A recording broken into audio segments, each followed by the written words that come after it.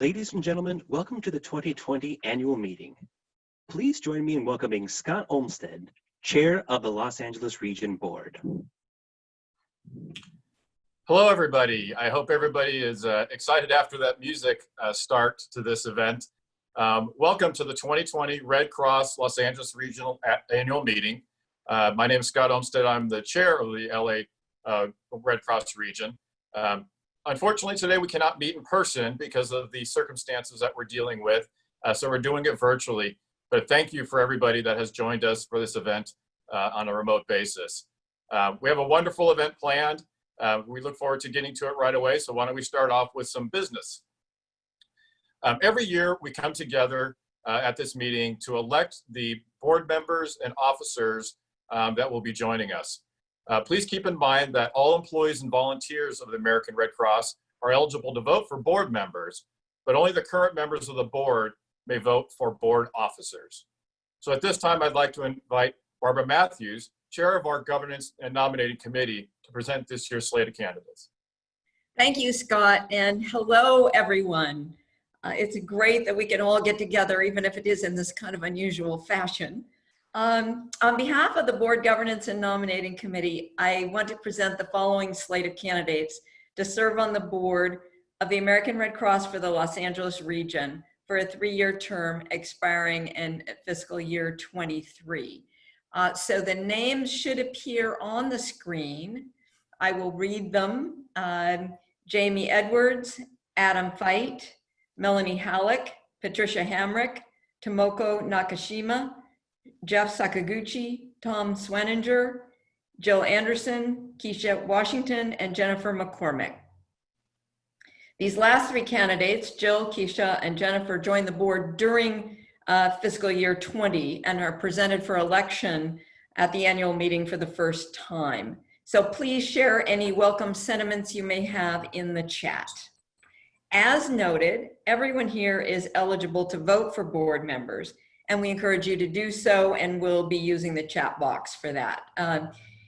At this time, may I have a motion in the chat to elect the recommended slate of candidates for a 3-year term ending in fiscal year 23? So moved, Barbara. Is there a second?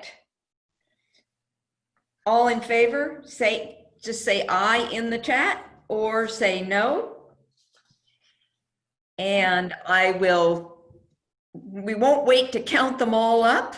We'll assume for this point that we've got a majority vote, probably unanimous, and we'll move on to the following slate of officers. These folks will serve for a 1-year term ending at the completion of fiscal year 21. As many of you know, our practice is that the chair serves for 2 1-year terms. Scott Olmsted has now served as a truly outstanding chair for the last 2 years. The Board Governance and Nominating Committee is so delighted to recommend the election of Bruce Daly as the new chair. Bruce has served as vice chair for several years and also chair of the board's Prepare SoCal committee. On the screen are the officer recommendations. So Bruce, and we have Cheryl Morrison, Tom Tierney, both of them are up for re-election as vice chair. Hannah Cohen and Bill Walrath, who will be newly elected as vice chairs. Again, may I have a motion from the board in the chat to elect the slate of officers as presented? And is there a second to the motion? All board members in favor can say aye or yes in the chat, and any opposed can say no.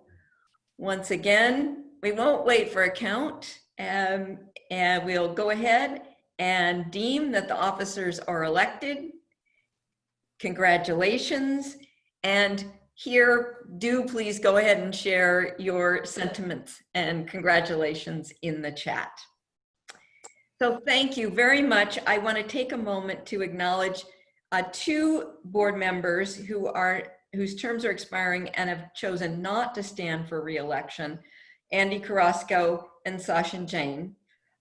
We all know that there are transitions in people's lives, like new jobs and promotions, that cause them to take a step back, but both have assured us of a very strong remaining connection with the Red Cross, and we expect to continue to see them virtually or hopefully in person at some point.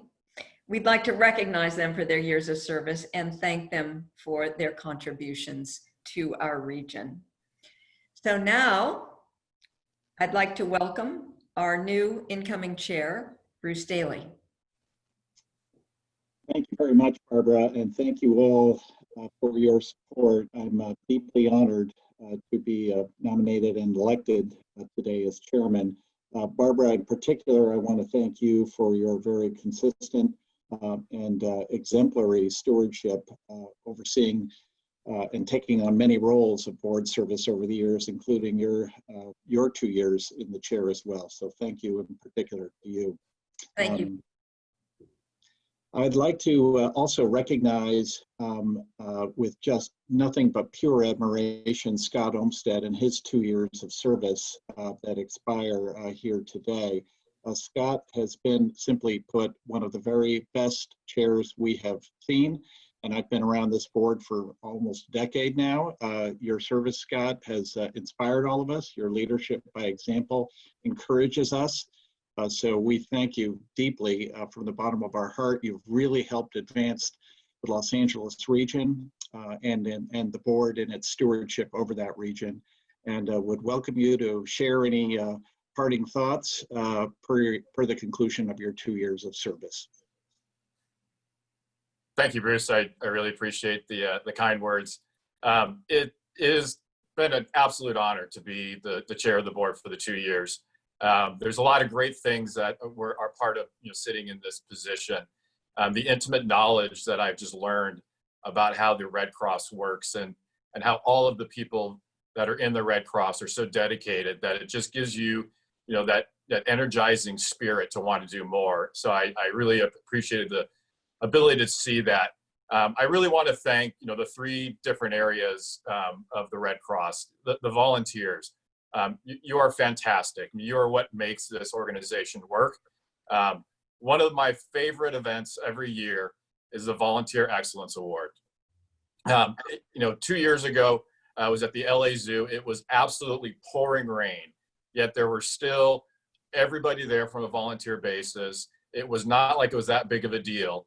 And in fact, one of the actual awardees of that day had to leave to go set up a shelter because there was flooding that was occurring because of the rainstorm that we were experiencing. It just shows you the dedication that that group has to, humanitarian effort. So, being a part of that just makes you, feel like you're going to give your best and as much as you can do. To the staff, this organization runs very smoothly. I do work with different not-for-profit organizations. This one by far is the best run. From Aaron and David and Miriam, all the different things that you guys have done to make my role so easy. I just thank you for all that you've done. To Jarrett, I've got a great relationship with you now, Jarrett. It's been fantastic working with you for the 2 years as close as we have. I know you're leaving us. However, I don't think you're going to be leaving the Red Cross from somebody who will be involved in some way or another. And hopefully we will not, losing you as a friendship as well, because it is something that I do very cherish and appreciate your leadership and what you've taught me. And there's 2 people that I really want to recognize that were instrumental to making this role, what it is. Johanna Bonilla started out and Stephanie Grande finished up in my term as the absolute rock of whenever I needed something, they were there. They told me what to do, how to do it, where to do it, when to do it. And you just made it so much easier for me to do what I wanted to do. So I really appreciate that. To the board, we have a great board. It's a very engaged board. It is a board that it was an honor to be the leader of, because you were so engaged, and to get you to do something was not very difficult at all. In fact, one of the memories that I am going to have from being chair is when we were trying to raise money for the LA headquarters boardroom. and we were just a little bit short in terms of dollars. And I just sent out an email saying, hey, let's get behind this and really make this happen. And within, it was 24 hours, we had raised another $50,000 amongst this board. And it just shows the engagement and everything that you guys put in terms of spirit and into it. So I really appreciate everything that you have done for that. So Bruce, you're going to step into a great position. I know you're going to do well. I've been very happy to see you. As a vice chair and all the things you've done with Prepare LA, you're going to step into this role and not even skip a beat. But for me personally, I'm going to utilize the Red Cross theme. My sleeves are up, my heart is open, and I am all in. Thanks everybody for the time. Wow, beautiful words, Scott, and you were so unselfish in thinking of all the different groups to share your gratitude towards. Love your finishing note as well. Thank you again, Scott.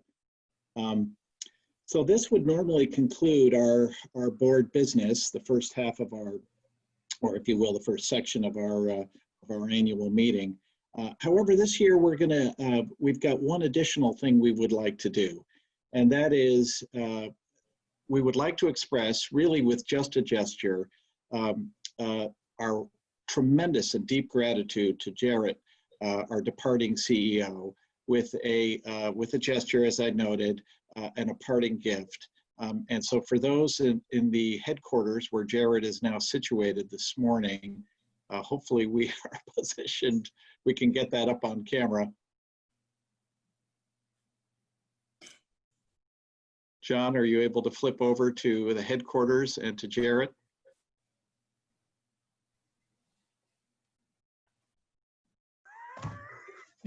There we go. Great. Awesome. All right, everybody. I hope you're still hearing that music we so enthusiastically started with.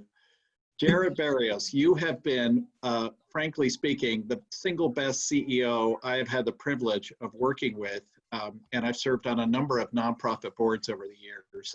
I know I express that sentiment on behalf of all the other board members too.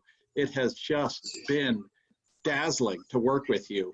Your unabated enthusiasm, your outstanding performance across any reasonable form of measurement have just left us all in wonder. And that you did so consistently has left a permanent and wonderful mark upon all of us. So from our hearts, we thank you and wish you all the best in the next chapter of your professional life, no less your personal one. Well, I'm not sure if my volume is on. I'm going to say... You're good. First of all, I want to explain my mask. I think everybody knows that you're supposed to be...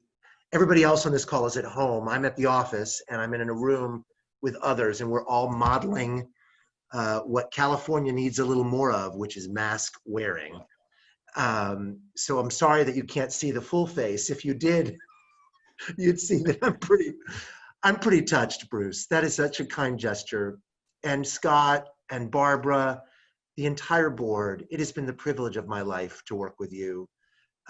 And I think that I need to also say that one of the things that has made it so special is board members as volunteers and all of our volunteers who, in so many ways, I've had the privilege of working with.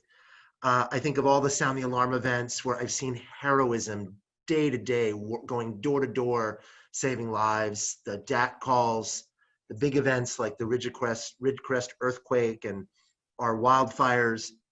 And in every instance, we step up. Most recently, I think everybody knows, with COVID, it's been personally challenging for all of us. We've all been transformed. Our lives have been transformed. And yet, notwithstanding those challenges, thousands of Red Crossers has stepped forward to volunteer in a range of ways, from the LAUSD feeding to teaching nonprofits how to take care of themselves and still keep their doors open, to a range of other things, to just calling one another to making sure we're okay.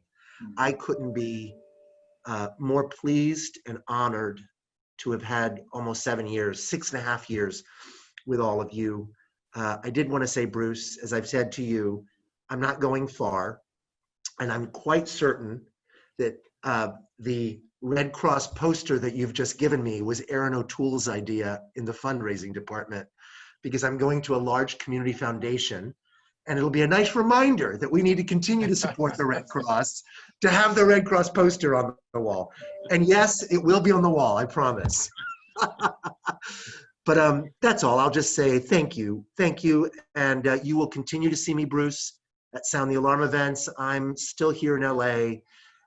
And as we transition, I just want to ask of everybody, of you, the board, and of all of our volunteers, I hope that you are able to embrace whoever is going to be that follows me as you have embraced me and allowed me, somebody who's not from LA, come here and work with you and really just learn so much from all of you. Thank you. Thank you, Jared. This concludes board business. I believe we're scheduled now to take a brief break as we transition over to the rest of the annual meeting. Thank you.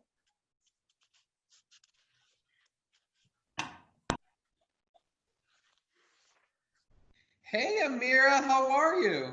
Hey, Alexis, it's good to see you. Can you believe it's been a year since we hosted the annual meeting? I know. I think we set the bar pretty high, though. I would have to agree. Whoever hosts this year, it's going to be a tough act to follow. Hi, guys. Hey, Jeannie. Jeannie, did you mute me again? I'm sorry, guys. I thought you guys did great, too. I would never do that, Jarrett. Hey, Patty, that apple looks delicious. Can I have one? Yeah, here. Thanks. Hey, you guys look so good. Can I get a picture? Big smiles, big smiles. Oh, and let's do a silly one. Something silly. There you go. Thanks. Hi, everyone. Happy to be here. I know we're starting soon, but while we're waiting, does anyone want to play tic-tac-toe? I'll play. I do. Okay, guys. Sounds like fun, but we should probably get started. Thank you all for being here for our first ever virtual annual meeting. We are pretty excited to share what we have going on, but we also understand it can be tricky. These Zoom calls can be distracting. So sit tight. We're going to get right to it. We have to share with you over the amazing work we and you have done this past year. Hi, everybody. This has been an incredible year. It started with the opening of our new office. I think it was July 2nd, the fiscal year started. And then, as you'll all recall, I think it was July 4th or 5th, we had the biggest earthquake we've experienced in a generation since Northridge. So from celebrations to the challenges of a large DR, our region really got busy pretty quickly. A lot has happened, from operations to disasters to extraordinary experiences with our volunteers. And we want to tell you all about it. So sit back. If you want to get a cup of coffee or something, you're in the comfort of your own home, so feel free to do so. The program is about to begin. Before we do, however, I want to say a couple of thank yous. What you're about to see is taking a lot of work. And a lot of our comms team and our volunteers on comms have done a lot of work. So I want to thank Jillian Robertson, Marilyn, John Axel, and Mariam Mohayden. I also want to thank the amazing Roxanne Shorbach, who does so much as one of our lead communications volunteers. Thank you to the board, to our volunteer services folks, and to all the staff for the time you put to make this happen. And thank you, of course, to our volunteers. This is about you and your work. All right, let's take it away.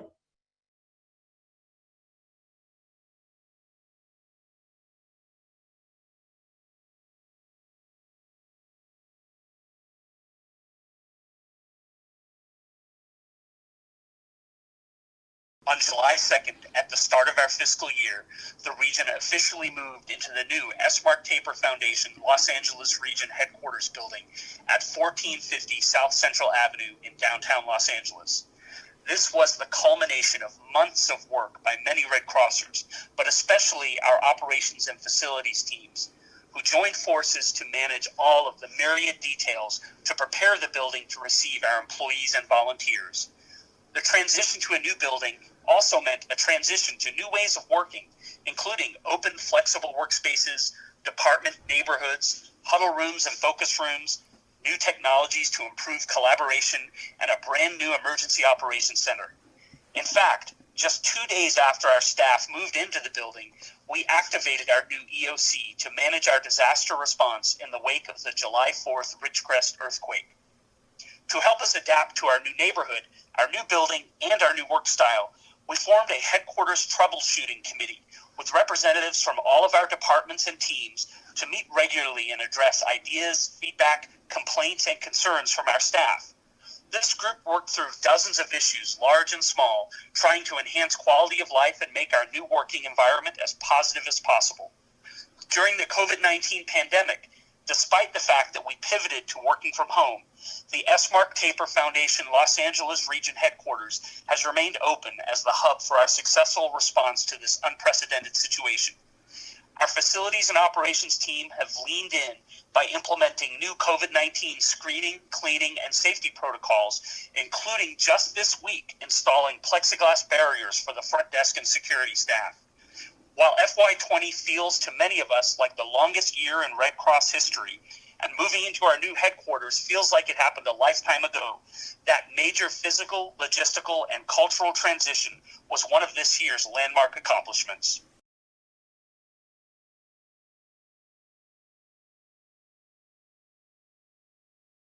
This fiscal year, the operations team provided onboarding and orientation for 12 new LA Region employees, while also supporting the onboarding and orientation of 52 new AmeriCorps members, familiarizing our new Red Crossers to the LA Region structure and ensuring they have the tools to do their work.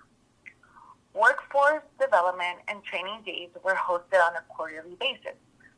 The first half of the fiscal year, we took a deep dive into True Colors, an assessment tool meant to help foster an understanding of our own personal work style, as well as our colleagues, to increase team collaboration and communication.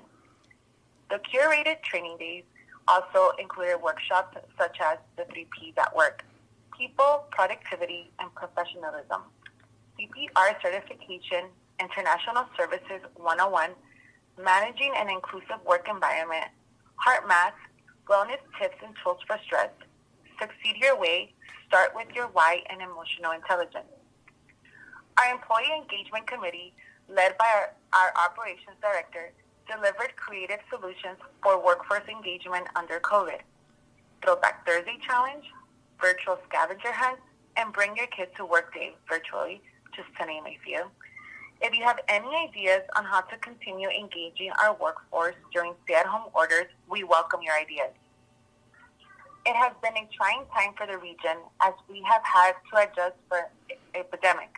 However, we did our best and continue to provide business continuity around the region with office administration, mail collection, and sorting.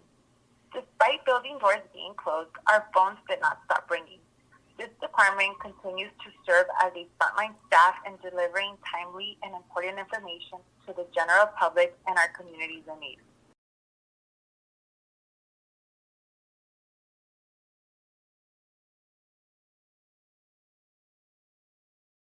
After beginning the new year in our amazing new downtown LA building, the facilities and fleet team rapidly proceeded to the management and oversight of other projects, which included the renovation of the Arcadia office and the closure of the Whittier office after its sale.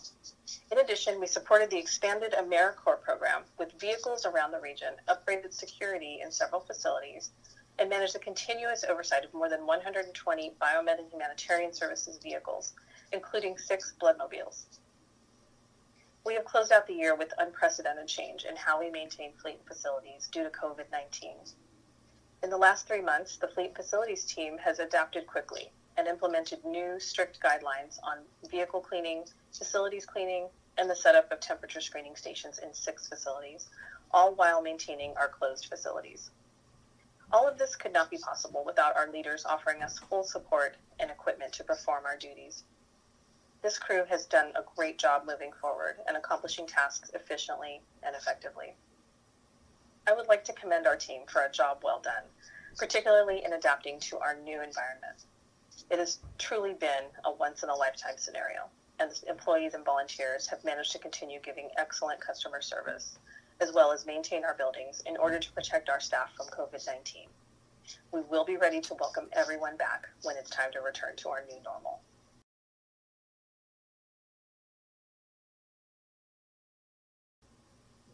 As David mentioned earlier, before we could get comfortable in the new office, the Red Cross Los Angeles region was called into action following 2 earthquakes, a 6.9 magnitude on July 4th and a 7.5 magnitude on July 5th.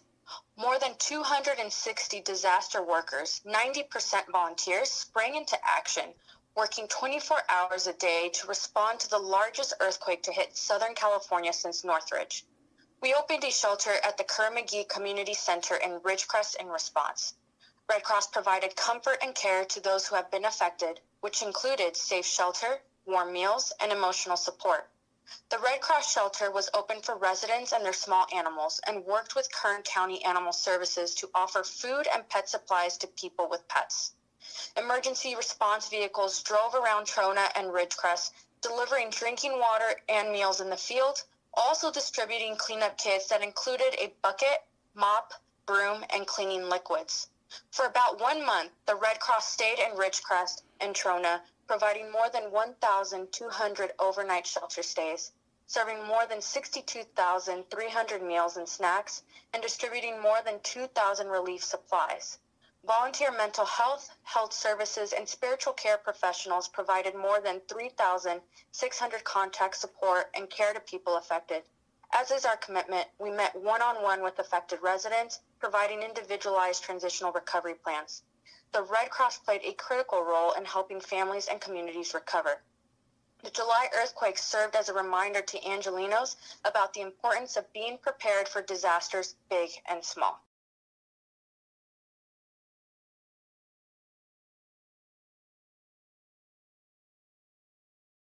Hi, I'm Joselito Garcia, the Regional Disaster Program Officer.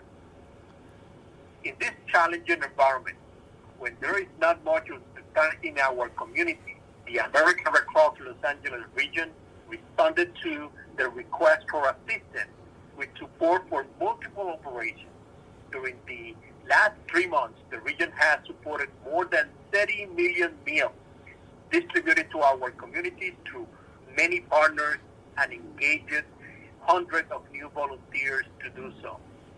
Additionally, under the new COVID guidelines for disaster response, the region also opened 2 level 2 disaster relief operations and assisted almost 200 clients with recovery plans as a result of major apartment complex fires. Our disaster action teams have also been retrained to new guidance advised by national headquarters, and we have continued to successfully engage new volunteers in this vital line of services despite the difficulties posed by a virtual environment. Los Angeles have led the way in virtual preparedness presentation and being integral in the national dialogue surrounding tips and best practices on how we continue to serve our communities while remaining safer at home and in the workplace. Our disaster volunteers have leaned forward by continuing their training through web and virtual after actions meetings, as well as grouping together more regularly online to review almost daily new guidance so that our clients will receive the best support possible. Thank you.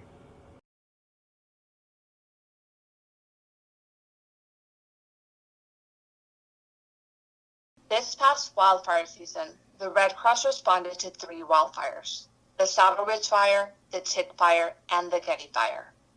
Opening 8 shelters in total, the Red Cross met the immediate short-term needs of impacted residents until long-term efforts could get underway.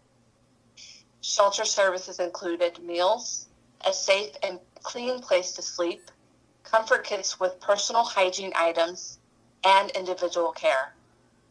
The Red Cross played a critical role in helping families and communities recover in the weeks and months after the wildfires.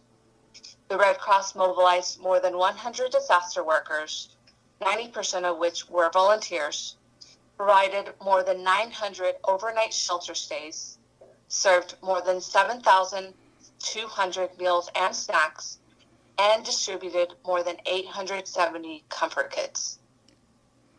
In addition to the shelters, the Red Cross, in collaboration with several community partners, took part in the local assistance center that brought together several community organizations to discuss disaster recovery services.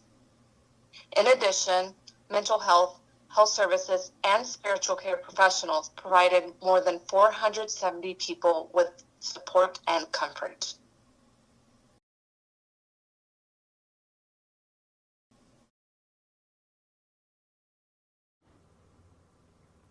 Community organizing around emergency preparedness? Why hadn't we thought about that? Those were the words of civil rights icon Dolores Huerta when I told her about Prepare LA. Visionary, yet so simple and practical. Let's overlay social vulnerability data from the CDC over hazard maps to truly see who and where we find the most vulnerable populations and focus on those communities to ensure they're prepared and know how to access our resources as they should. Practical and life-saving, yet so empowering and uplifting. This is a matter of social justice and equity. We must organize communities to ensure resiliency because they're going to be on their own for at least a week. Say what? These are some of the first hooks Jared threw at me when he recruited me to develop the organizing strategy for building community coalitions that would lead and develop their own resiliency plans. Oh, what a ride that's been. I thought my ride was over a year after having launched Prepare LA. However, I didn't anticipate a call from Harvey Johnson asking me to deploy to North Carolina during Hurricane Matthew to assess how we delivered services to Latino immigrants, especially monolingual speakers and migrant workers. Sounded easy enough. A few days after I arrived, I called Jared yelling at the top of my lungs that I was over it and that I wasn't going to take the discrimination I was experiencing, so I was going to go home. He listened and calmly told me that he would support me coming home, but that I should think about staying only because he believed there could be important, quote-unquote, things I could learn. I didn't know what that was. Yet, he was absolutely correct.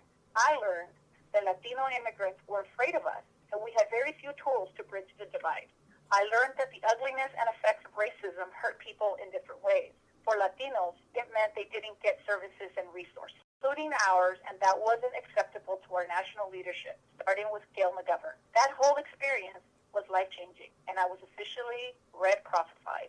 4 years later, I'm still here, and I couldn't be prouder to see how much we transformed as a region and the influence we had on the National Red Cross. Thanks to Prepare LA, we now have solid partnerships, not just relationships with community and government leaders, communities across the region. We have earned the respect of our biggest critics by our commitment to community resiliency, diversity, and social equity. In the last year, we have nearly doubled the number of communities of focus, adding 15 communities for Prepare LA 3.0, and bringing the model to even more people. Del Mar, Antelope Valley, Baldwin Park, East Hollywood, Hawaiian Gardens, Pico Rivera, Boyle Heights, Montebello, East Whittier, Southgate, Cudahy, downtown LA, and Echo Park. We have been able to educate more than 5,000 people through Be Red Cross Ready, more than 6,400 people through Pillowcase Project, and more than 3,500 people through Prepare with Pedro.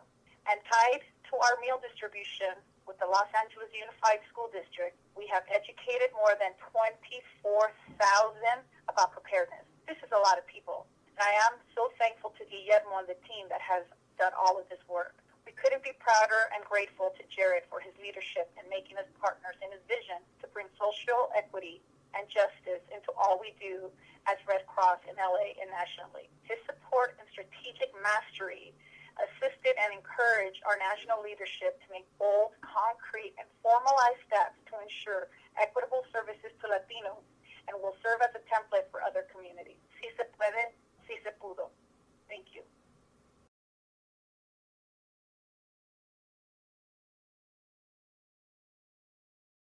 This year, LA Region hosted 53 AmeriCorps members across 4 programs: California Safe Corps, California AmeriCorps Disaster Team, and 2 new programs, Para Todos and the Listos California for All Emergency Preparedness Team.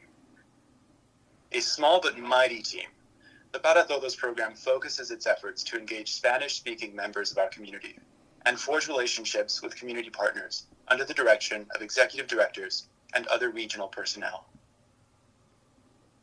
Our Listos California program forms part of a larger campaign by Governor Newsom to help 1 million Californians along their path to disaster readiness. Until March, the Listos California team installed hundreds of smoke alarms and prepared countless individuals. Our Safe Corps and disaster team members led the charge in providing disaster preparedness information in schools and community centers. Resolute before the closure of many physical venues, AmeriCorps members from all programs embraced virtual platforms and new opportunities to engage our community. To date, they've empowered 31,130 individuals with disaster readiness information. Additionally, Safe Corps certified 961 underserved community members in CPR and first aid. All members served relentlessly to be of exceptional service to communities across LA region. By way of DAT responses, disaster casework, SAFIS casework, and local deployments, members assisted a total of 2,660 clients. Members have also seized every opportunity to serve alongside volunteers. To date, they've recruited 297 individuals and engaged volunteers a total of 7,374 hours. Under the direction of Cal Volunteers and Cal OES, disaster team deployed to 3 assignments. In partnership with the Campfire Long-Term Recovery Group, members assessed survivors' needs to inform the most effective allocation of resources. As the COVID-19 pandemic worsened, demand for food banks services rocketed, while their volunteer forces dwindled. Disaster team deployed to identify volunteer program needs of food banks across the state, then activated again to connect new volunteers with food banks in need. AmeriCorps members are public-facing. When COVID-19 complicated their operations in the field, members rose to the challenge to meet the needs of the moment. They've pivoted before new parameters to continue local response and recovery efforts, embraced a bevy of virtual platforms to continue engaging our community, sewn hundreds of masks for VA patients, and conducted wellness calls to Red Cross volunteers and underserved seniors. On behalf of LA Region, to all AmeriCorps members, thank you.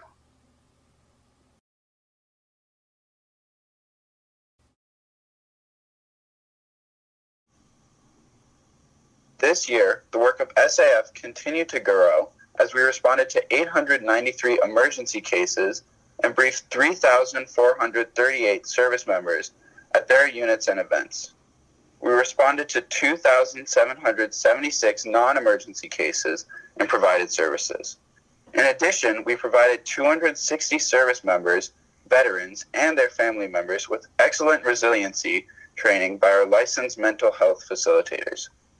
We participated in 2 stand downs, which provided services and resources to the veterans, and the Red Cross was able to hand out more than 30,000 items. During the West LA stand down, the SAF team created a safe place for women veterans to feel comfortable selecting feminine products. This year, with the help of a board member, we partnered with the West LA VA and the Women Veterans Unity Group to support a group of women veterans enrolled in a rehabilitation program. We have collaborated with community partners to assist the women veterans prepare for employment by teaching entitlements, job search, resume writing, and interview etiquette. Since February, SAF team has gifted the women veterans with items such as Red Cross bag, a journal, hygiene products, socks, makeup, feminine products, a room fan, snacks, water, and lunch, shower caddy, board games, puzzles, snacks, water, lunch, detergent, feminine products, a robe, slippers, hair products, face masks, and makeup remover, gift bag, undergarments, AA books, Narcotics Anonymous books, Mother's Day lunch, canteen books to purchase items at the VA store, and duffel bag. A total of 40 volunteers in Long Beach and West LA VA were able to distribute over 80,000 items to our veterans. 12 dedicated volunteers were able to complete 28 interviews with veterans that were documented and sent to the Library of Congress. In addition to all of this work, our SAF youth volunteers have also hosted some incredible projects, including organizing a veterans wish list drive, which resulted in a collection of hygiene items that are distributed to our veterans. Our SAF volunteer licensed clinician provided resiliency workshops to discuss ways on recognizing stress and finding ways to cope and manage stress in a safe environment. And then, as with everyone else, our work shifted with the coronavirus hit. During COVID-19, a vital volunteer module was created by NHQ.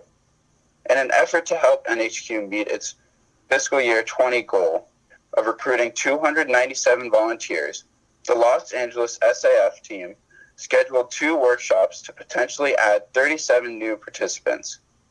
SAF also participated in the SAF Face Mask Covering Project, which provided more than 400 masks and more than 2,000 PPE to both veteran affair hospitals in Long Beach and West LA. All of this couldn't have been done if not for the help of staff, volunteers, and community partners.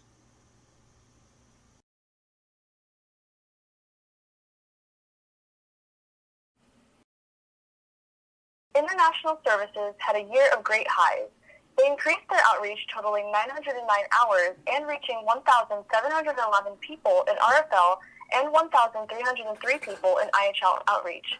They connected with and signed 2 MOUs with consulates in LA, and they organized and attended various events in the past year. They met with the French consulate in order to attend and present at their Security Council meeting and provide a Restoring Family Links and disaster preparedness presentation at the Consul General home. They also met with the Mexican consulate to discuss partnerships on educating the community on the Red Cross and services offered by the Red Cross. They also attended the annual Great Britain Consulate meeting and presented on Red Cross International Services.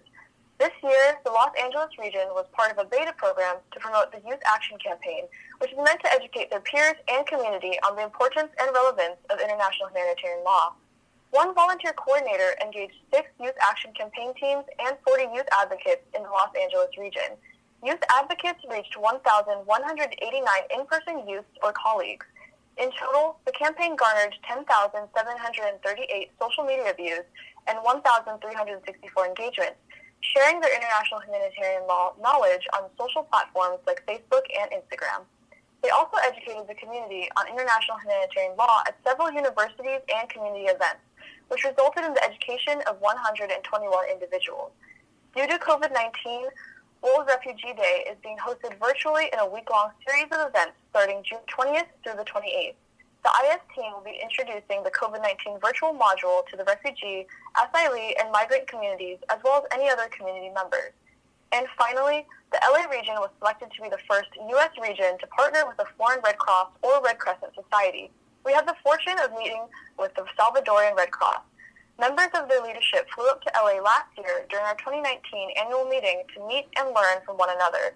In the fall and then early in January, team members from our communications, development, and volunteer services departments flew down there to present about their work and if it will help to enhance the work they are doing in their own community. It was an inspiring experience for all involved, as we can only move forward when we learn from each other.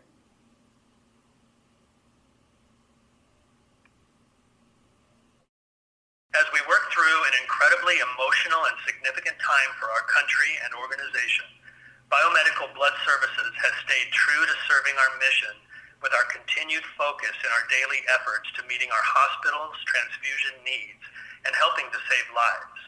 With the continued challenge of maintaining an adequate supply throughout the holiday weeks, this year the LA region was tasked to adopt a local blood telethon to help increase appointments in the month of January, when we typically have a decrease in blood donations coming out of the holidays. Thanks to the LA region team and local biomed team, our region had the most successful telethon in the country, obtaining more than 1,600 appointments.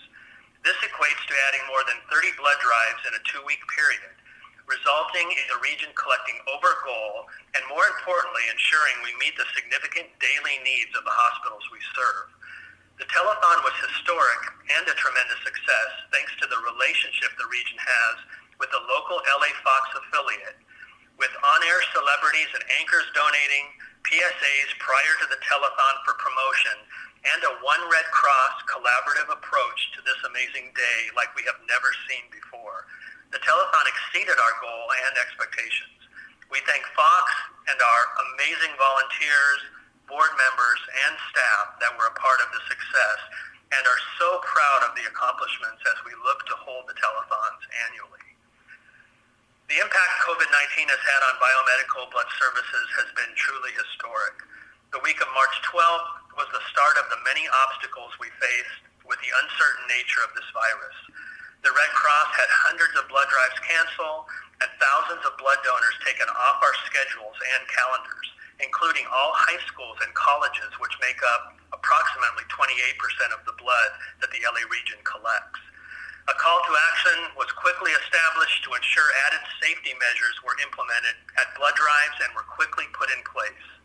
Local and state officials supported the messaging that donating blood was essential and needed, and the public stepped up in a historic fashion and helped us boost the blood supply to an adequate and stable supply.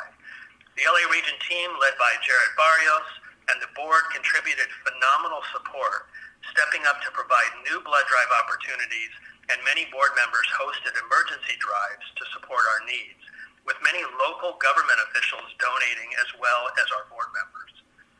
As we moved through the months of April and May, managing through the pandemic, the Red Cross was asked to lead the charge in the collection of convalescent plasma. Convalescent plasma is collected from patients who have recovered from an infection and have antibodies that might help fight that infection. In this case, COVID-19, true to our commitment to take on any challenge, the LA region shined again, being one of the regions with the highest number of convalescent plasma units collected in the country, with over 700 units to date to help save the lives of those that are hospitalized and critically ill. Many individuals, acts of humanity and kindness were shared in the media from our local LA communities and Red Cross locations from those who stepped up to donate plasma. This resulted in a significant number of units collected. In addition, the Red Cross announced on June 15th that it is testing all blood, platelet, and plasma donations for COVID-19 antibodies, providing donors insight into whether they have been exposed to this coronavirus.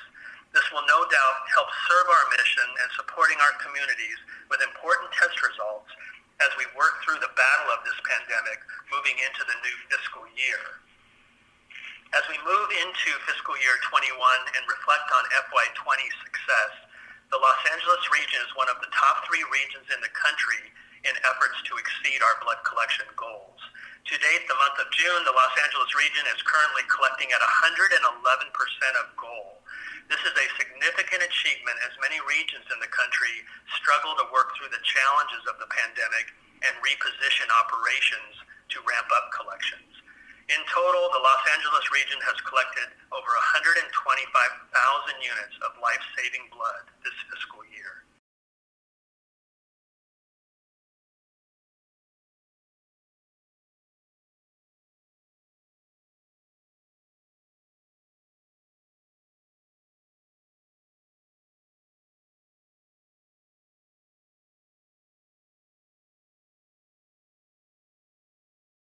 For the LA Region Communications team, the year began with a huge surge in people seeking information about how to prepare for earthquakes bigger than the one they just experienced.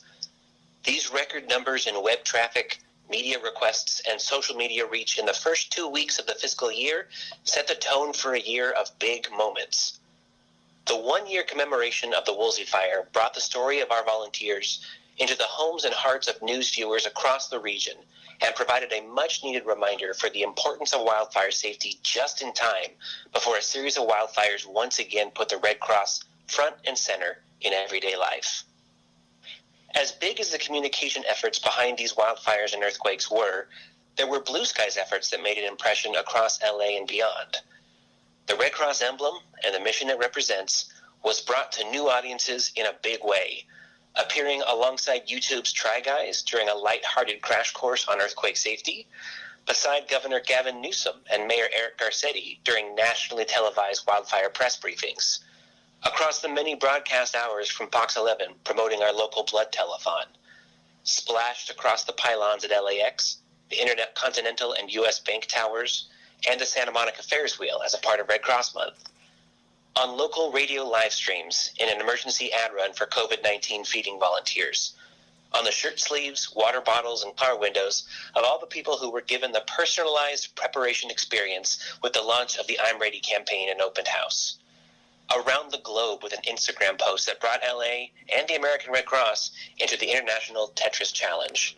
A quick side note that photo is actually wildly popular, but not as popular as volunteer Doreen Ross holding a kitten at the Kerr McGee shelter last summer. No photo beats a kitten, but I digress. Our regional Facebook and Twitter accounts both surpassed 10,000 followers. Our efforts were mentioned in local media 6,489 times for an aggregate readership of over 2.5 billion. And even when our office is closed, Red Cross LA photographers and videographers have continued to bring images of the outside world and our ongoing mission into our safely distant homes. By all measures, it was a big year. And since this is potentially the biggest annual meeting we've hosted, we're not going to miss an opportunity to ask you, if you haven't claimed your free I'm Ready sticker at preparesocal.org, what are you waiting for? It's not like you have a long commute.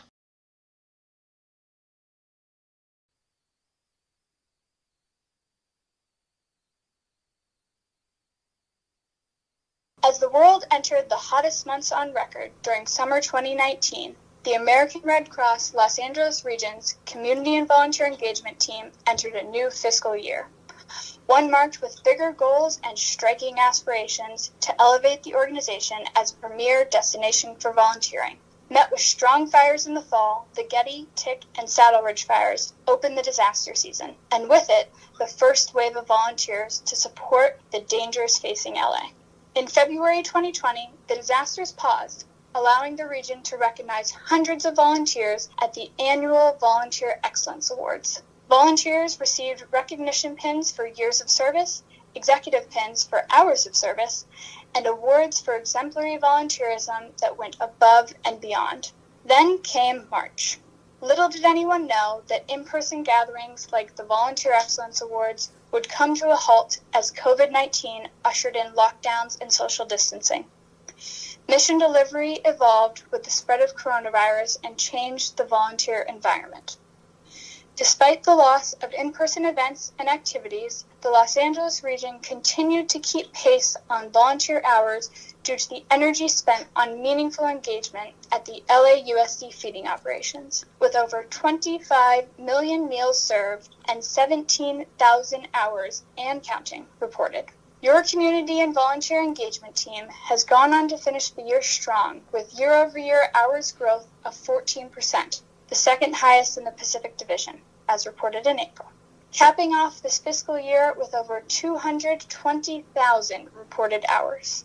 Team members pivoted to support disaster staffing and leveraged relationships with LinkedIn, faith-based partners, and Mayor Garcetti's office to exceed volunteer and blood donation demand. Others shifted community outreach and faith luncheons to new programming, like virtual community conversations, to continue partner engagement. The team met the goal of engaging 70% of the region's volunteers by leveraging commitment, compassion, collaboration, and creativity to do so. This is especially big for the Los Angeles region, where a huge percent of volunteers are youth compared to any other region in the Pacific Division. Volunteers turned up and out to fill positions like never before by filling transportation roles in biomed, helping the region exceed its volunteer fill rate at 108%. Fill rate is 92%, goal is 90%, with 99 referrals in 1 month alone, April 2020. Thank you to each and every volunteer who joined the LAUSD feeding operation, transported blood, went on a DAC call, worked with veterans, supported fleet and building management, helped our fundraisers, took pictures, made project wellness calls, joined a virtual meeting, read a newsletter, and served in meaningful ways during this unprecedented time.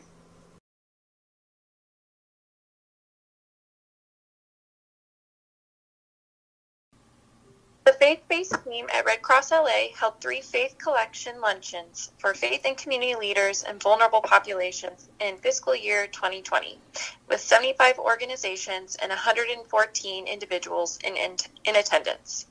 From our outreach efforts, we have built a network of more than 1,300 faith-based contacts in the region. The Faith Collection highlighted organizations in the region, a faith speaker, and Red Cross programs available to these houses of worship and community-based organizations. Specifically, we focus on healing relationships between the Red Cross and communities of color, highlighting the need for diverse blood donations and representations of the leaders of color in the Red Cross history, including Dr. Charles R. Drew and Lula Owl-Gloin. With our 4th Faith Luncheon being canceled due to COVID-19, we pivoted to hosting monthly community conversations, a panel series highlighting pertinent resources for faith and community leaders during COVID-19. Our first community conversation in May highlighted the unique experience of Asian Americans during COVID-19. Our second in June highlighted compassion under COVID, how we grieve and worship in isolation. And our final community conversation in July focused on supporting families during COVID-19. In addition to monthly community conversations, we hosted monthly community coaching sessions, topics including LGBTQ sensitivity training and disability sensitivity training.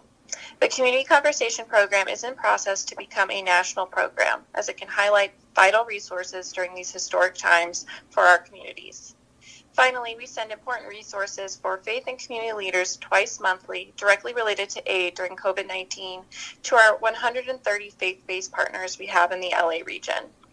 In June 2020, the Los Angeles region had the highest number of blood units donated nationally. The faith-based team has been co-chairing the spring and summer blood drive campaigns, contributing to the success. Jennifer Johnson, Director of Community and Faith-Based Programs, led the referral for a blood drive at the USC Galen Center, Fight On Drive.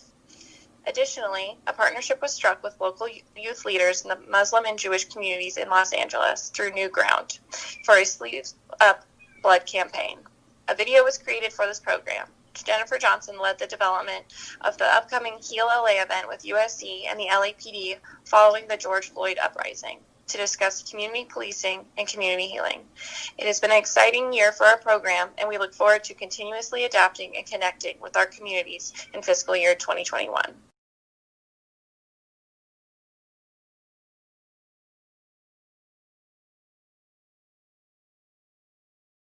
Developing future humanitarians is a crucial focus for us. Our youth services program offers many opportunities for youth to develop leadership skills and grow professionally. 25% of all service delivery hours in our region are carried out by youth through these programs: Red Cross Youth Corps, Leadership Development Camp, and Summer Internship Program. With shelter-in-place orders, the youth team quickly pivoted all youth events and activities online. Each year, 70 youth leaders are elected by their peers to serve on 10 executive boards. In the fiscal year, they helped to set the mission delivery goals for the Youth Corps and the 115 participating Red Cross clubs. Last July, Executive Board Alumni and Youth Volunteer of the Year Award recipient Matthew Martinez founded and hosted Ready Teens, a new in-depth youth preparedness program. His team recruited and engaged 40 youth in an intensive 9-week course on how to prepare, respond, and recover for disasters. In April 2020, a few weeks after the shelter-in-place order, 10 graduates of our Ready Teens program reimagined the program in an entirely virtual format, extending the reach of Ready Teens to include 105 participants nationwide. Overall, our youth volunteers strengthen community preparedness with a specific focus on vulnerable and at-risk populations by educating 1,365 youth in disaster preparedness and engaged 281 youth volunteers at Sound the Alarm events. As of June 1st, youth volunteers over 16 have also begun to support the COVID-19 food distribution missions. The youth support our mission focus on money through fundraising and collection drives. In the fiscal year, they raised more than $4,000 for disaster relief. Youth also organized multiple collection drives, collecting essential items for service to the armed forces, veterans wish list, and international services welcome home refugee drives. The Youth Corps supported our people goals by engaging 1,675 youth in 43,310 hours of community service hours.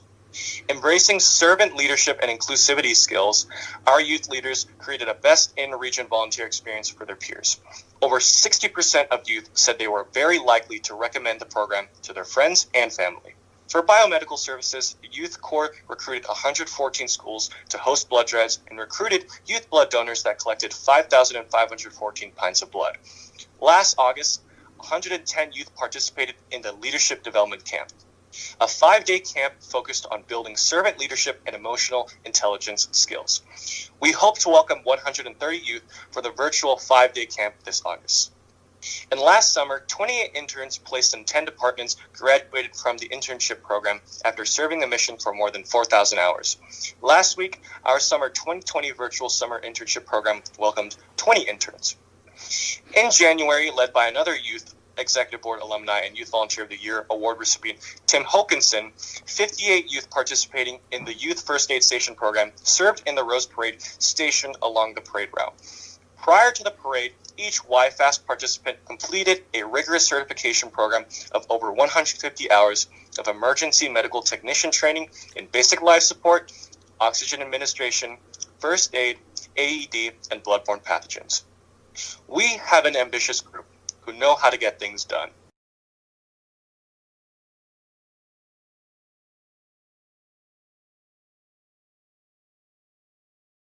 To date, the development team has raised $12.4 million against our annual goal of $12.6 million. So close. A big congratulations to the development team. And they are still fundraising against an increased disaster incremental allocation with 5 days of the fiscal year left to go. Major disasters were no stranger at the outset of FY20. To help the communities in need, the development team came together to bring in needed in-kind supplies like food and water for the Ridgecrest earthquake response, as well as to raise greatly needed funds during the California wildfire season, as well as Hurricane Dorian. An FY20 highlight from our pre-COVID-19 reality revolved around the development team producing the region's first ever Red Cross Stories event at the famed Paramount Picture Studio lot in early March. This successful event put the spotlight on the incredible and moving stories of the Red Cross in action in front of an audience of donors and philanthropists. As the COVID-19 outbreak started making itself known throughout Los Angeles, the development team activated its disaster fundraising action plan, one of the strongest plans in the country, and sprang into action. In 1 month, the team raised $1 million for our local COVID-19 response, including our feeding operation and Biomed blood drive program, from generous Angelinos and companies such as Harbor Freight, SoCal Gas, Bank of America, and Wells Fargo. The development team also contributed all that they could as the nation faced an urgent blood shortage. The LA 2020 Spring Blood Drive Referral Program was led by Aaron O'Toole and Jennifer Johnson, with the whole Humanitarian Services team bringing in 65 new leads for blood drives and sleeves up campaigns at 130 different sites. This outcome far surpassed the number of leads during the last summer's referral campaign. Moreover, last summer's blood referral program took us 7 weeks, and this time we accomplished all this in just 3 weeks. Due to the huge success with the spring referral program and COVID still at large, we are at it again with the summer referral program. Additionally, the development team went the extra mile by volunteering for our key initiatives as well. 12 of the roughly 20 shifts at the All Black Lives Matter Respite Center were filled by the development team. Many took shifts at our LA Unified Feeding operation, while others heeded the call and gave blood during our outreach and volunteered at a local blood drive. As always, the development team was all in.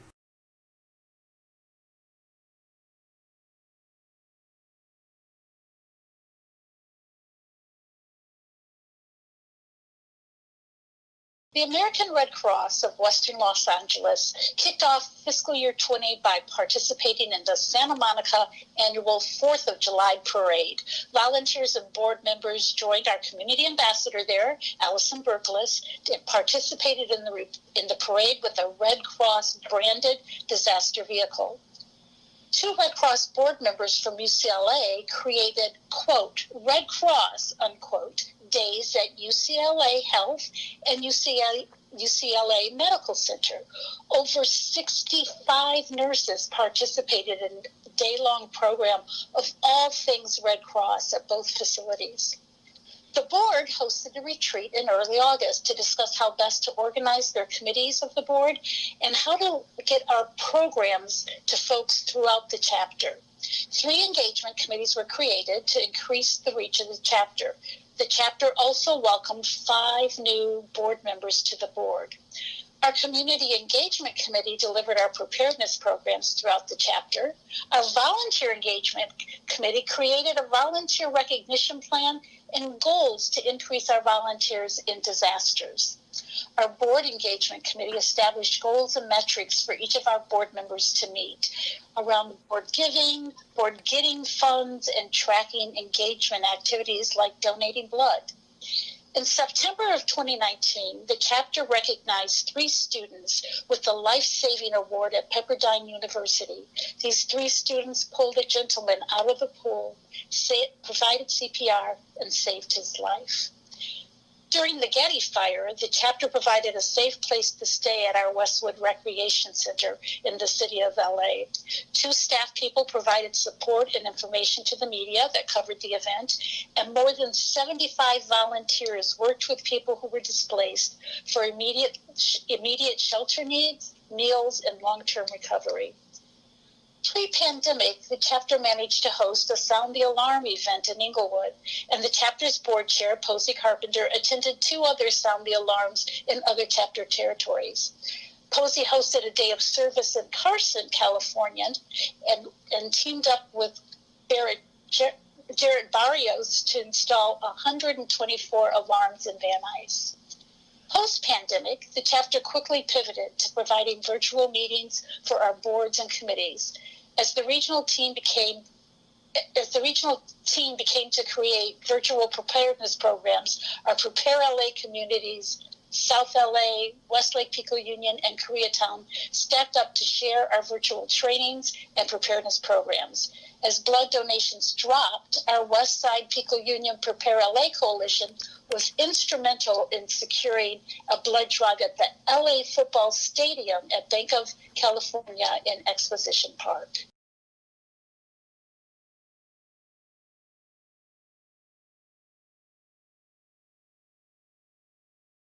The American Red Cross, serving Greater Long Beach, South Bay, Metro, and Southeast Los Angeles, serves residents in 40 independent cities, 18 communities within the city of LA, and 8 unincorporated areas in Los Angeles County, representing more than 4 million people. With the help of more than 1,200 Red Cross volunteers from Territory 4 and 5, we have raised more than $100,000 through our annual Hometown Heroes Award Luncheon and annual campaign, deployed more than 88 volunteers to 9 disaster relief operations, responded to 141 incidents with the help of 73 active disaster action team members, assisted 1,263 individuals in recovery support, which provided more than $250,000 in financial assistance, recorded the stories of 28 veterans through the Veterans History Project, whose stories will be shared and kept in perpetuity at the American Folklife Center, Library of Congress. When it comes to preparedness, Long Beach chapter installed 3,381 smoke alarms and made 1,328 homes safer. We provided preparedness training to 1,473 adults and 4,013 children, training 446 community members in CPR and first aid.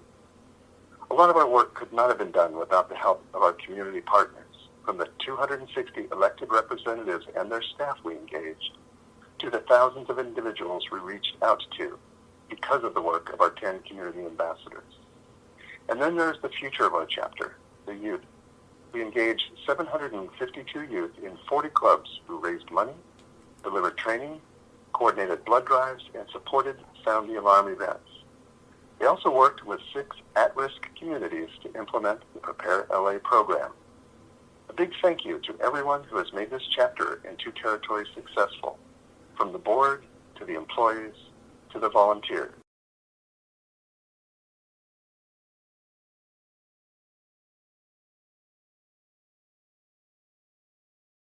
What an exciting year for the Greater San Gabriel and Pomona Valleys.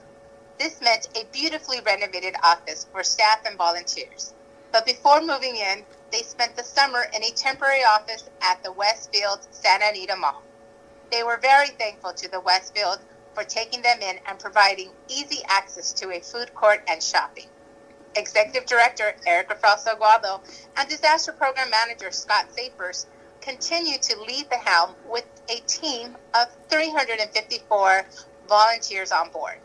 Unfortunately, COVID-19 provided a new working reality to the team, but that didn't stop them from serving the mission throughout the territory. Efforts included 1,600 alarms installed during 4 signature Sound the Alarm events. This resulted in 504 homes made safer. COVID-19 did not stop efforts to educate the community. With the help of our amazing AmeriCorps members, 7,006 individuals were educated. All of this and more was done through the extraordinary work of their volunteers and board led by Chair Jean Jeffers with 100% engagement. When it comes to Prepare LA, the Greater San Gabriel and Pomona Valleys, serving the communities of El Monte, South San Gabriel, Rosemead, Pomona, and their newest community, Baldwin Park, has excellent engagement with 28 active youth clubs, 19 community ambassadors, 6 Prepare LA communities, 19 faith-based affiliates. 4 of the biggest events for the San Gabriel and Pomona Valley Chapter, Territory 2, in addition to the office renovation, include gained a new board member, Kim Caldwell, joined the first aid station volunteers as they successfully staffed another Rose Parade, awarded 2 National Life-Saving Awards in the territory, and welcomed new staff, Disaster Program Specialist Jennifer Dutton and Business Operations Specialist Yesenia Miranda Mesa. What a wonderful year.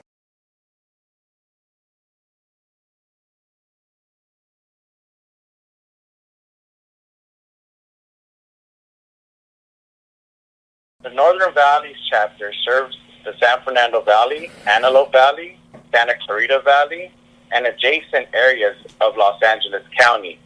The year started off with the Ridgecrest earthquake, and then disasters kept continuing as we faced wildfire after wildfire after wildfire. It was an exhausting start of the year, and the Northern Valleys team of staff, volunteers, and board members of the Territory 1 workforce should all be thanked and honored for their resilience and hard work. Though we were in gray skies for the majority of the year, we were able to host a Thanksgiving drive in the city of San Fernando and with the Philmar Coalition. From gift cards collected, we were able to feed 15 families with a turkey basket. With our excellent partners at Casa Torres, a well-known family restaurant in Territory 1, and City Councilwoman Monica Rodriguez, we hosted 2 blood drives. Then the pandemic hit, and though the office closed and the staff started working remotely, we were able to partner with Congressmember Tony Cardenas in recruiting volunteers to help organize and distribute food to the elderly community in need. As we close out the year, we ended FY20 with a virtual fundraiser where Assemblymember Reggie Jones Sawyer spoke on all the amazing work at the American Red Cross and what we're doing through this epidemic, speaking highly of the need for us during time of disaster. It has been a year of many ups and downs, and I was proud to serve as the executive director.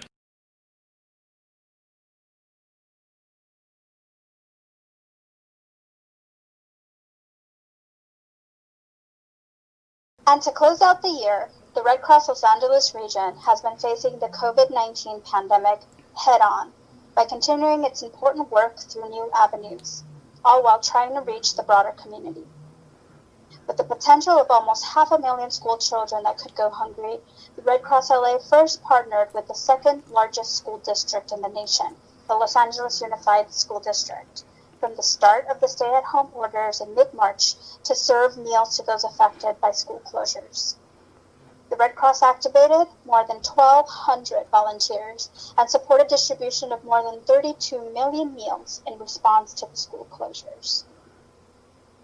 AmeriCorps members educated over 25,800 individuals about disaster preparedness as they picked up food at the LA Unified Grab-and-Go food sites and the YMCA centers. This has given children and adults access to COVID-19 safety information on how to make disaster preparedness kits and how to download Monster Guard, an emergency preparedness mobile app designed for children. As these disaster relief activities continued, we added COOP trainings, project wellness phone calls, and as you heard earlier, blood drives. Currently, we are also partnered with the Los Angeles Regional Food Bank to help package meals and make sure Angelinos don't go hungry. To date, the Red Cross LA has helped assemble more than 10,000 meal kits. We have served more than 16,000 meals at YMCA of Metropolitan Los Angeles centers and assembled more than 5,200 meals at Khalsa Care Foundation in Pacoima. For the latest information on how you can help the Red Cross, please visit redcross.org/LA-COVID. As we know, our response to COVID will continue into the new fiscal year.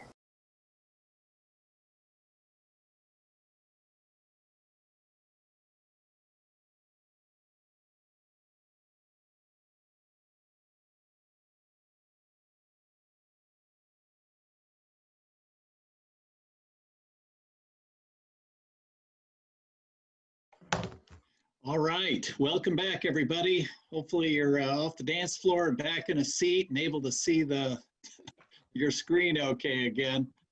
I don't know about you, but the music has just been outstanding from our opening choices through to our last one just now.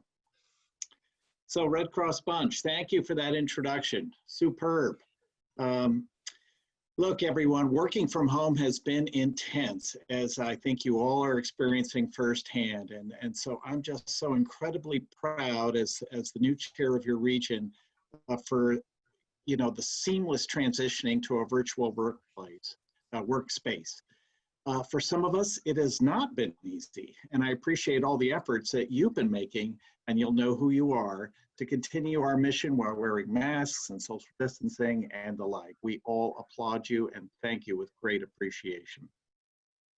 Well, as your new chair for the Los Angeles Regional Board of Directors, I'm honored to start the new year, to start the next portion of today's program and this new year that we're embarking on shortly with a favorite activity, the awards. Ta-da!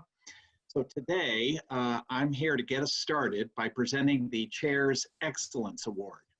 What is the Chair's Excellence Award, you may ask?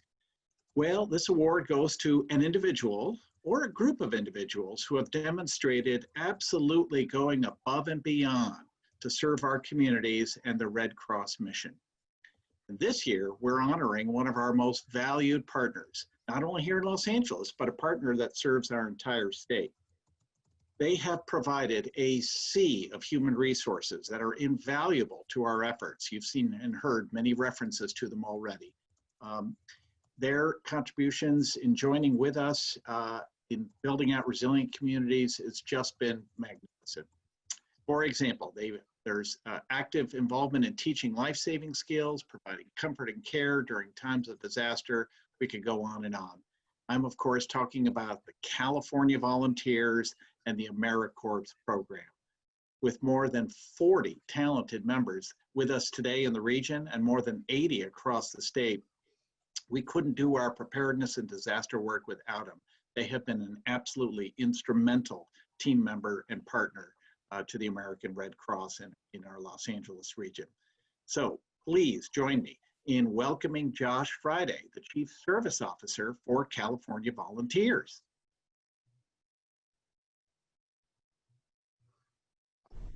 Hi, I'm Josh Friday, the Chief Service Officer for the state of California. And on behalf of California Volunteers, Office of the Governor, I'm excited and honored to accept the Chair's Excellence Award. We are so grateful for our partnership and proud of all the amazing work we have accomplished together throughout the years.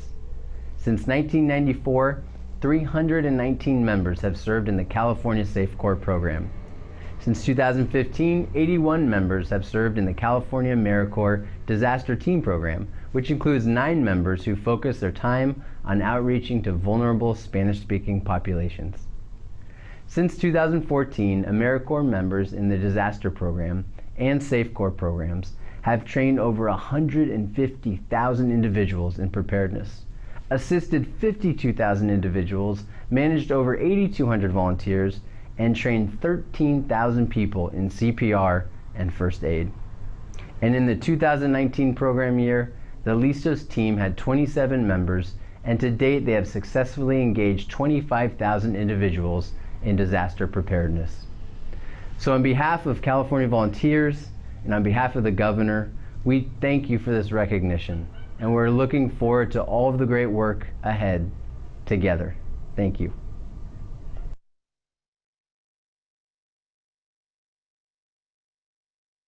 Excellent. Our congratulations again to Josh Friday and the whole Cal Volunteers and AmeriCorps team.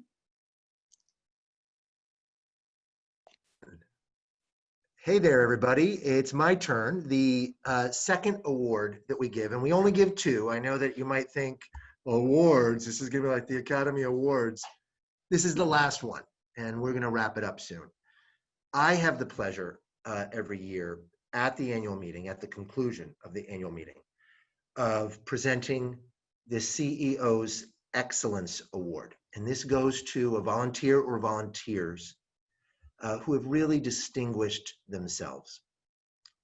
We've had so many distinguished volunteers. This is obviously very hard, but as I think you'll understand, this year the choice was actually pretty easy. Most of you will recall not too long ago, we were able to go have lunch with friends. We were able to go to church or a synagogue or mosque. We were able just to go on walks if we wanted to and hug our friends and see our families face to face. And all of that changed in March. All of that changed with COVID. One of the things that meant, as you all know, and as many of us have felt personally, is a tremendous impact on our economy. Many people, as doors shuttered on offices, many people lost their jobs. We haven't experienced the sort of economic hardship in very profound ways in generations in this country. That was felt no more obviously, no more visibly than in our food banks and our food pantries.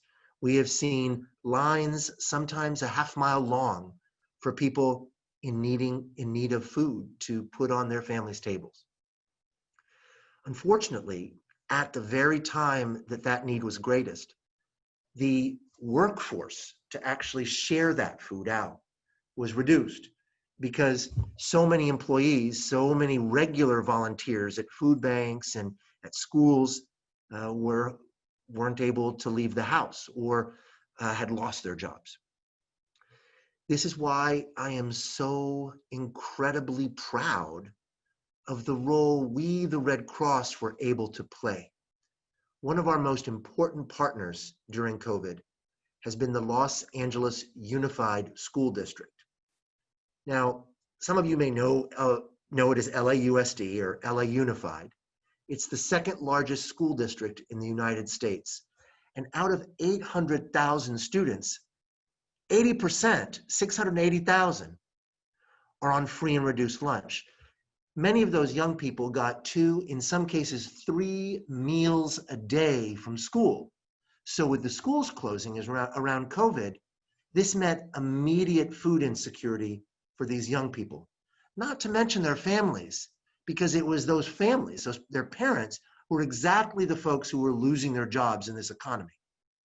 Food insecurity for children and their parents. This extraordinary need gave rise to an extraordinary opportunity. The brave men and women of LAUSD said, we are not going to shut down. We'll shut down our classes, but we're not going to stop feeding kids. And by the way, we're not going to limit it to kids. We're going to provide this food to families.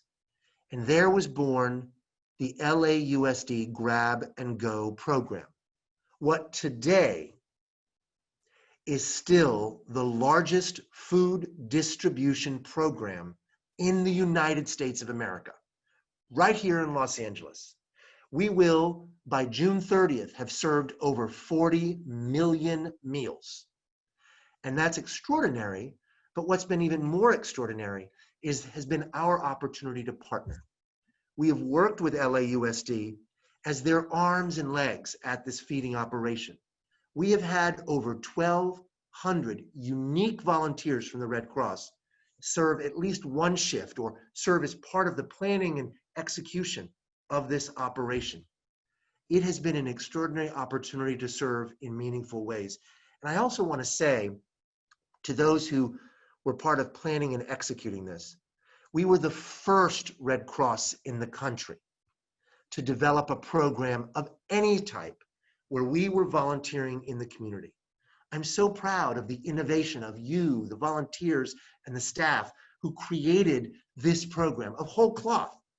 Now, there are over 70 different feeding programs around the United States. But the model, what they call the operations order, was developed off of what you all did here. So I'm proud of you for leading within the Red Cross, and I'm proud of all the hours of service and the heroism, the bravery, that during a time of a virus like this, people would still put themselves out to serve as they were able to serve.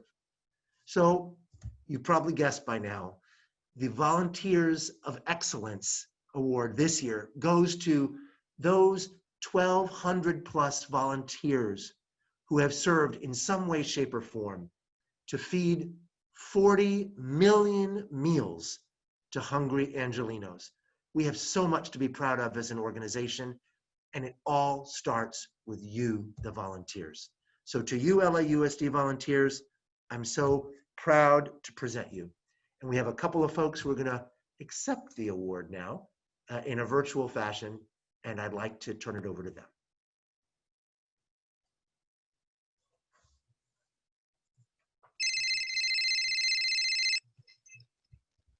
American Red Cross.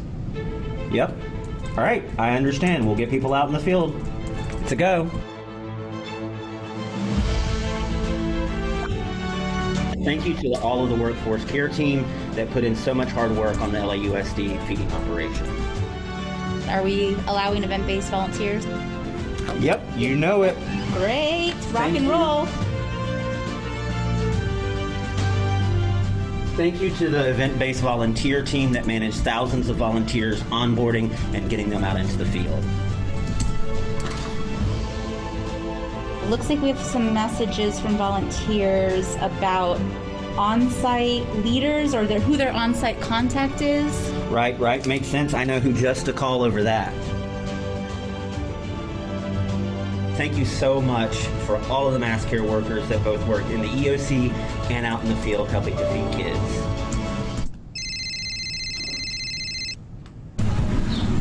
Hi Marcus, this is Richard, the Feeding SB calling from Popland. I need some thermometers.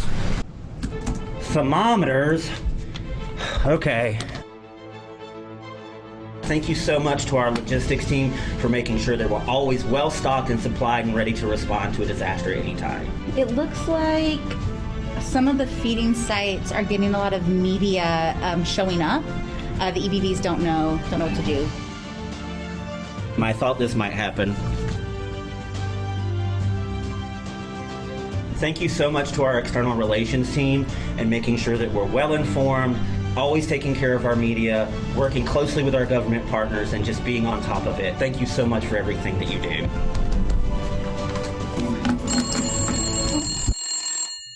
Hi, Barbara. Yeah, thank you for calling.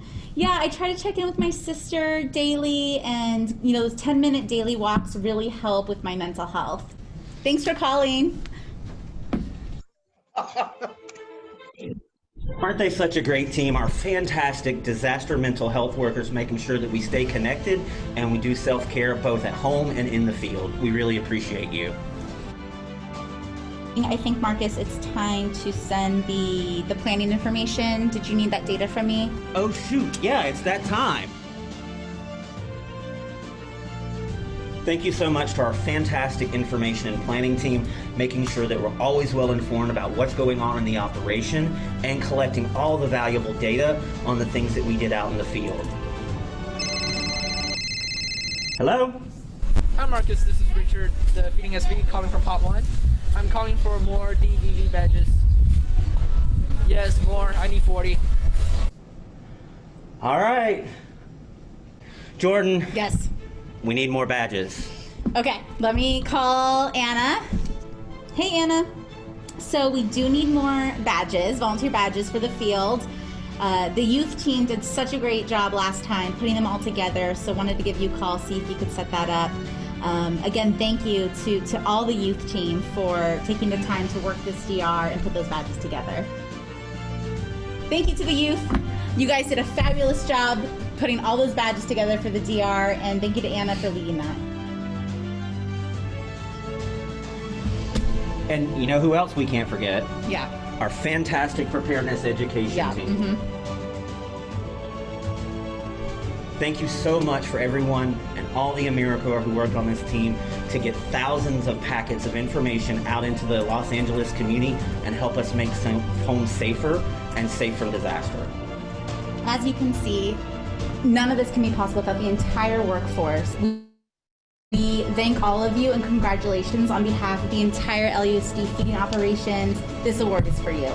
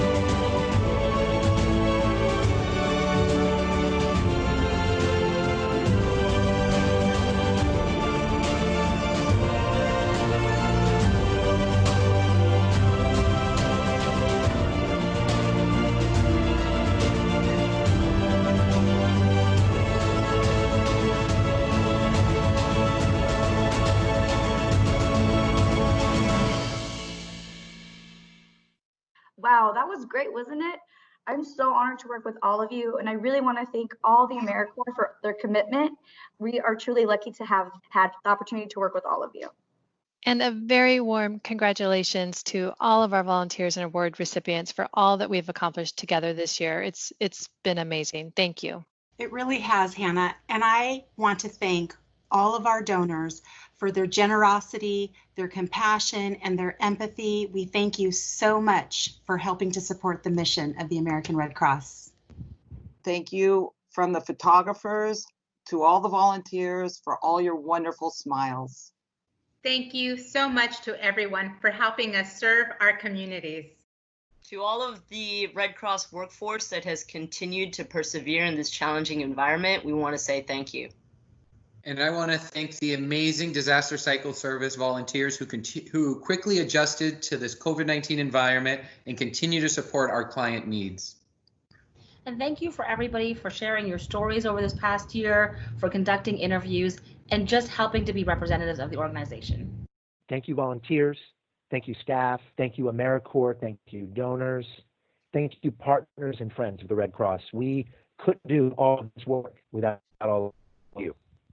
This will be the last time you see me up here in this role, but it won't be the last time you see me at the Red Cross. I'm going to be back to defend the all-time record for the most number of alarms installed in an afternoon, set by no other than me, Posey Carpenter, and Rudy Secondino. And no matter what Joselito Garcia Ruiz says, or David Englund says, or Jeannie Wu says about how many alarms you can install, you're looking at the all-time champion, along with Posey and Rudy, and I'm going to defend that record. You hear that, Jeannie? I don't know, Jarrett. I think you just mentioned a couple of DCS volunteers that won't be so willing to help you now that you're not the regional chapter executive. Well, anyway, it's been a pleasure, and I hope that you all have enjoyed our first virtual annual meeting. Hopefully next year, you'll get to see us all and one another again in person. But in the meantime, know how much we appreciate you. And yes, starting in July, we'll be back at it for another great year because people need the Red Cross, because we are here to serve people in their hour of need. And this year, there's been so much need. And to meet that need, all of you, all of us, thanks. Bye. Thank you.